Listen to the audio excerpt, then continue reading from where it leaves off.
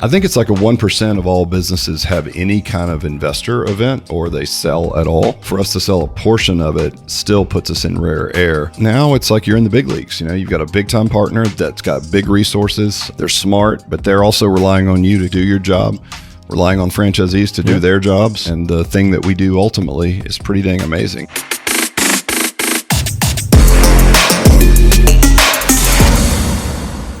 Matt, back in the Beats Lab. What's up, buddy? What's up? I think this is the first time this year. Yeah, dude. It's to say that it's busy is an understatement. And we'll sure have an is. update on part of that today. But yeah, man, it's wild. It's been fun getting clubs open. Got clubs here for training this week. So thanks for carving out some time to sit here and chop it up. Well, I don't know if you remember, but we used to do dad jokes on the podcast. Yeah. Do you have a dad joke? Yeah, I do. This is actually from a franchisee. I hope I don't mess it up. What do you call a Batman who leaves church or skips church? So what do you call Batman that skips out on church? Yeah, there you go. Just making sure I understand. I already butchered it. What? Christian Bale. That's pretty good. I'm sorry, Greg. I ruined that. That's okay. Yeah. He's like, what do you call a bail of a church? Somebody that bails. What do you call it? Christian Bale. I'm like, nope, that's not it. Nope, close. Nope, keep trying. What do you got? Have you ever had sex on an elevator, Matt? No. Dude, it's good on so many levels. That's about as saucy as we can get, right? Yeah. Perfect dad joke. All right. Well, I wanted to have you on. You're like, hey, what are we going to talk about? Because we could talk about a bunch of things, but really, we've had an exciting event happen recently, and I figured we would talk about that. Yeah, what happened? Let the world know. You know, Matt, it's funny you should ask. We essentially brought on an equity partner.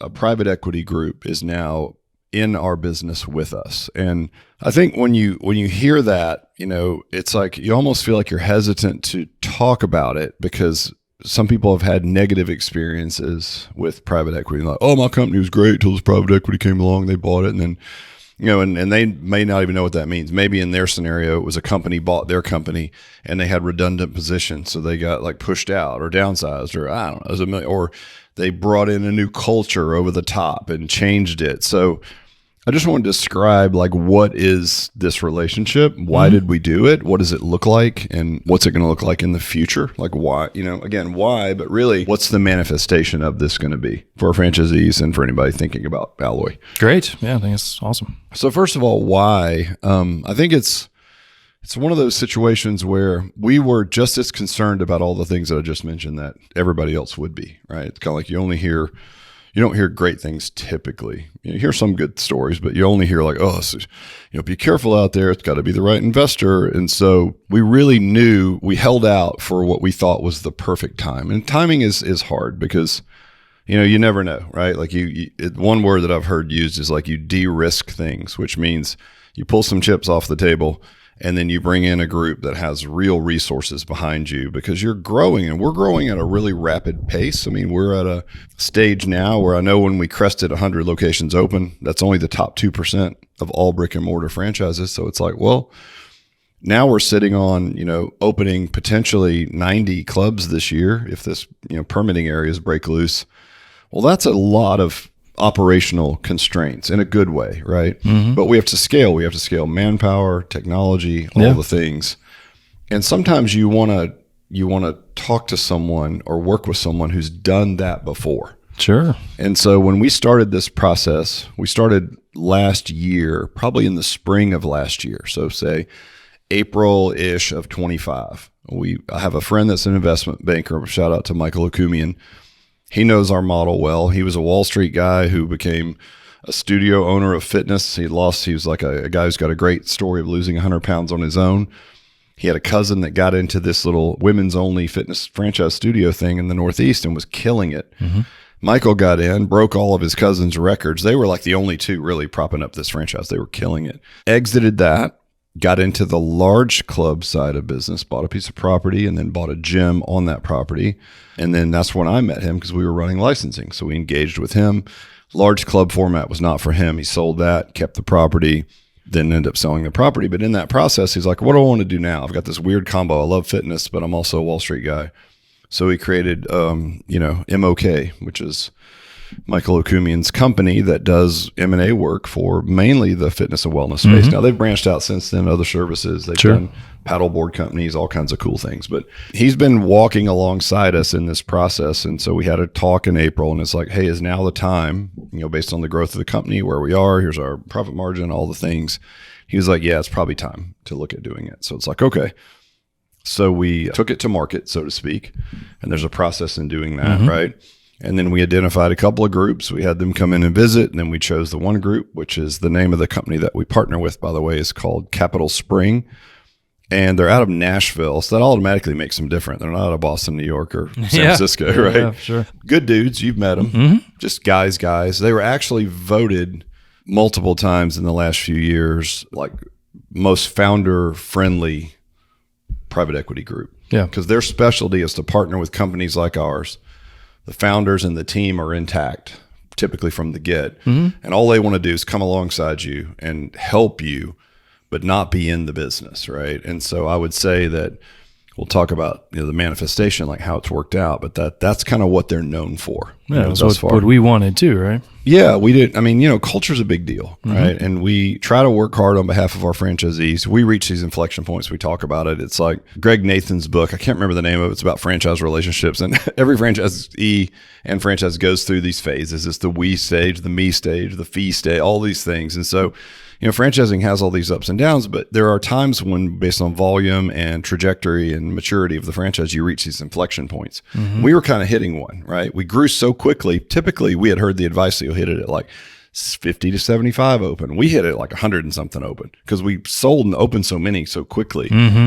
So it's like, and then you start realizing, okay, well, there's some things that we need to improve. Communication needs to get better, just basic stuff, right? We need to ask more franchisees here. We need to be better over here. Usually same thing, right? And so who can help us along this journey, give us both financial resources and connections and insight and advice, to be honest, for what's next? And we really like this group. And I spoke to other people they had worked with and heard great things. Some people that I know from the industry that are involved with them on the investment side thought they were awesome. We obviously spent a lot of time with them, and that's who we chose. And boy, it was a heck of a process. I mean, it wasn't as pleasant being on the other side of them, and that's not even because they're hostile. It's just things have to be done. You have, if you haven't been through an acquisition, there's like 6 to 8 groups on the buy side, which is where they were. It's everything from forensic accounting to franchise attorneys to regular attorneys to consultants, and they turn over every rock in your business. 34 years of rocks for you, huh? Yeah, it's a lot of rocks. So it took a long time. I mean, we ended up like transacting with those guys just before Christmas, on Christmas Eve, right? You guys were a part of that as well. So like, it was really cool to have our leadership team. Everybody's been here since the beginning, and we all got to participate in that in some way, shape, or form, and get to be on for this second phase, right? But good guys, and a long, lengthy process. So imagine you're in a fast-growing company, you're keeping your day job, and then you take on a whole nother job is kind of what it feels like. So it can be disruptive. We luckily kept it on the rails and kept things moving, but it was a lot of work to get there, and the team worked their butt off to get us there. And we finally got everything said and done, and then like, boom. And then it's sort of anticlimactic, right? Because it's like, now what? Well, now the real work starts, right? And these guys aren't messing around. Speak for yourself. Right. Yeah. Like, now I'm working. Matt's like, where you been? I've been working. Real work. That's so fair. Exactly. I'm pretty sure anybody else in your seat would have said the same thing. I'm like, geez, look at this. But it's been awesome. We were right back on it the week after Christmas and hit the ground running. They've got all these great resources. They've got, as an example, like, we're hiring a marketing position or two, and they have a fractionalized CMO that can help us with that, retooling the website. These are just things on the marketing side, right? 1,000,001 things, looking at different technology solutions for franchisees and really looking at it through the lens of like, oh yeah, we have 135 or so open now. Is that right? We're sitting at this time next year with 200 plus open. It's like, what does that look like? And what does it look like at 500 open? So these guys have been through that journey with over 100 different brands, all founder owned, just like us. They understand the psychology of us. They've been really nice, even when they ask us for things that that seem like extra work. They're just good dudes, and they really understand it, and gals as well. and they're, come along beside us. So we did it for resources for franchisees, right? It was not a money grab for us personally. I mean, there was some decent amount of money to pull off the table, but I think when you get to a point in your business where you're able to transact, you're kind of already making money anyway, right? So it's not like buying a crappy business. Well, yeah, they're not buying a business that's not making profit, because really, essentially, when you sell a business, even for franchisees that are listening to this that might want to sell their alloys in 10 years or 5 years or whatever that is, you're ultimately going to get a multiple of your profits, or EBITDA. So you're going to get a multiple of your profits. So same for us. So we're running a profitable business, so things are fine. You don't really need it, but is it the right strategic move based on growth trajectory? Yeah. And we felt like it was. So that's why we did it. And that's why we hope that gives a little bit of insight as like why we chose that partner. And it's fun. It's like, depending on your abundance or scarcity mindset, from my standpoint, like this was awesome. They turned over every imaginable rock in our business and still chose to transact with us. Mm-hmm. And believe me, 99% of what these smart investor groups do is mitigate risk. I mean, it's one thing. Everyone thinks it's this wild, Wild West gambler type of investment. The best firms do not do that. They're mainly mitigating the downside, right? If they can get a 5 multiple on their investment, great. They're not looking for a 50. If that happens, amazing. But what they don't want to do is just have the thing fall apart. So they're going to basically look at you through the lens of risk assessment and risk analysis. And so for them to get through that process, turn all the rocks over, it means we have a solid business. We don't have any bones in our closet, all the things, right? Then once you transact, it's like, all right, we're off and running, and then what's next? And so these guys so far have been awesome. Again, we've got a bunch of accounting processes to change, some tech solutions on the horizon, a lot of new hires, in the pipeline right now to help franchisees. I mean, that's the most exciting thing to me. Obviously, I'm on the operational side. Probably exciting for franchisees. I mean, I have never done it. We don't have anybody on our team. Hence why we partnered with CapitalSpring. It is going to take us all to the next level.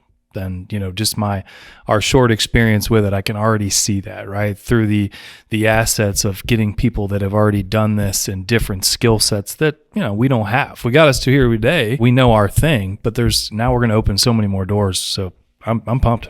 Yeah, same. And it's been very pleasant, and of course, can imagine I've never even worked with anyone before. Yes. And everyone's really worried, like, oh my God, Rick, you're not going to be able to work with anyone. And I had to do some deep soul searching to be like, all right, is this something I can do where can I have a partner? Like Suzanne, my partners, boss. But we're like, yeah, exactly. Do I have to take paid time off? Do I have to put in for that? No.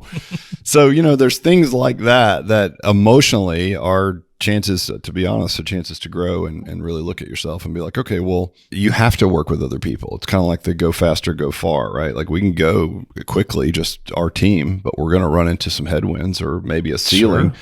We're going to go a lot further if we can partner with people and get, more input.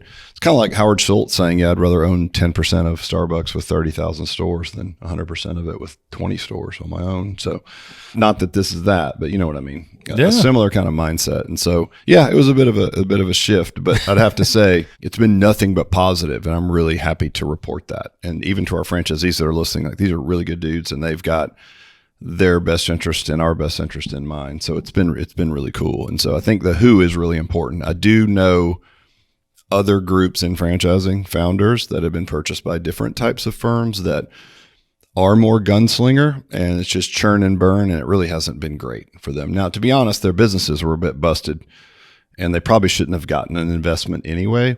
But I'm really proud to have invested with a group that's known to be slow and steady, conservative, right? Because they're going to look at us through a much more critical lens. So the fact that we actually got through the process with them, and then they've got a great track record of working with founders and don't have any, again, voted by Entrepreneur Magazine or Inc. Magazine or whatever, like most founder-friendly franchise PE group, period.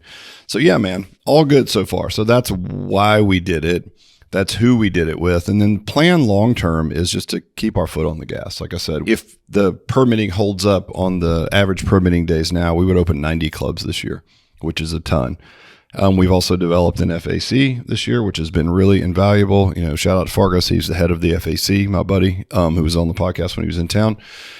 And we got some really good franchisees on that. That's been invaluable. We just launched a new marketing initiative from the Brand Fund digitally across the country. So there's all these really cool, exciting things happening.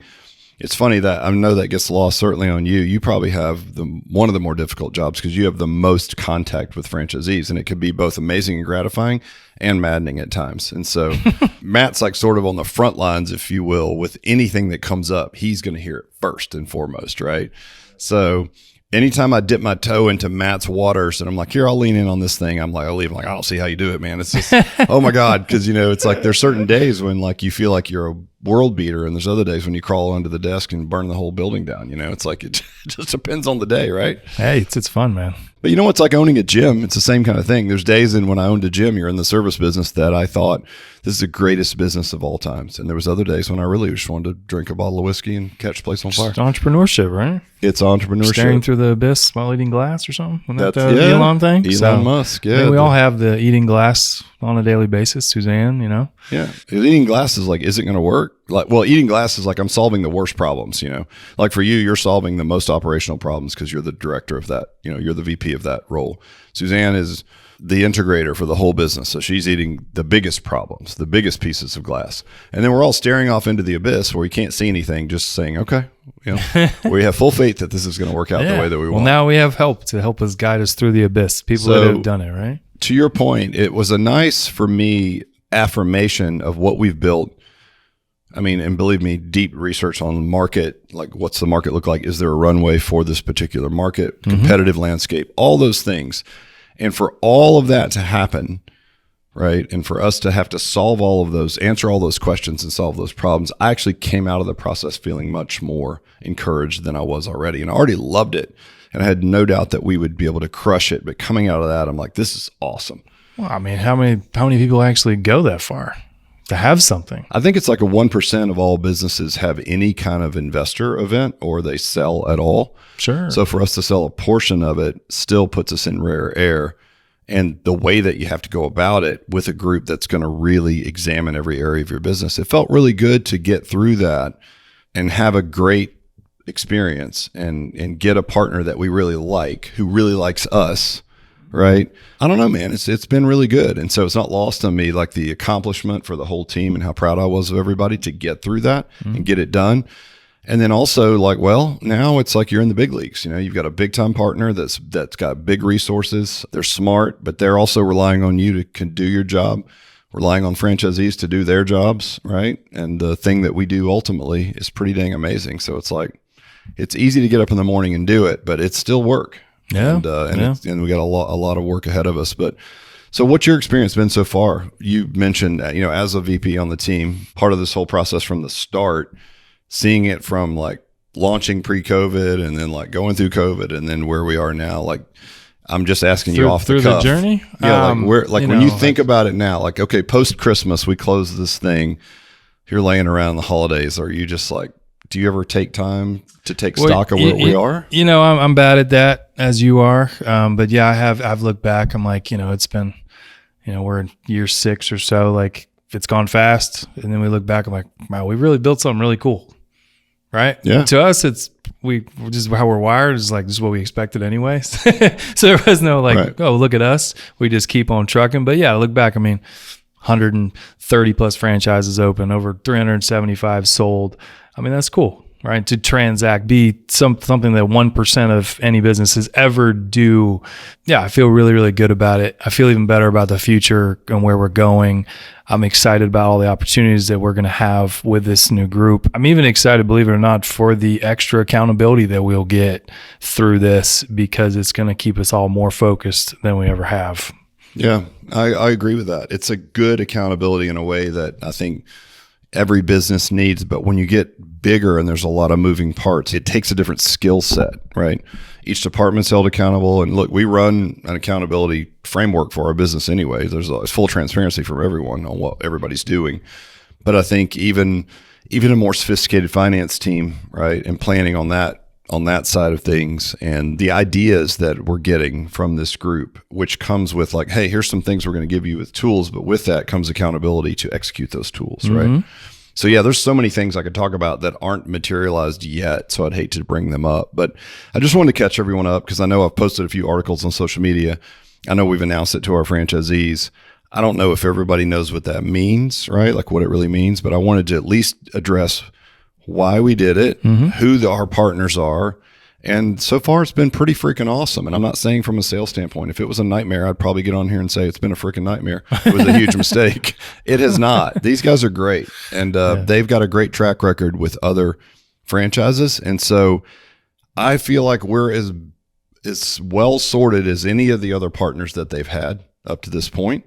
And so if we just can borrow their conviction and their tools and their foresight on where we're headed and keep doing what we're really good at, I'm so excited for the future. Yeah. I mean, again, we'll be sitting here in another 5 years saying like, wow, 800 awarded and 500 open, and it's a whole different animal. We'll probably be laughing about the things we were doing at this stage, but that's the way it should be. We're laughing at the things that we thought we knew when we first started the franchise. Right? Absolutely. It'd be awesome. All right. Well, look, appreciate you being part of it. And it was just an update there. And I know you're kind of like, well, why do you need me here? And I'm like, because it's just weird to sit here by myself. So thanks for sitting That's here. what you were thinking. Listening. Thank you. Exactly. Cheers. He just told me he didn't need me here.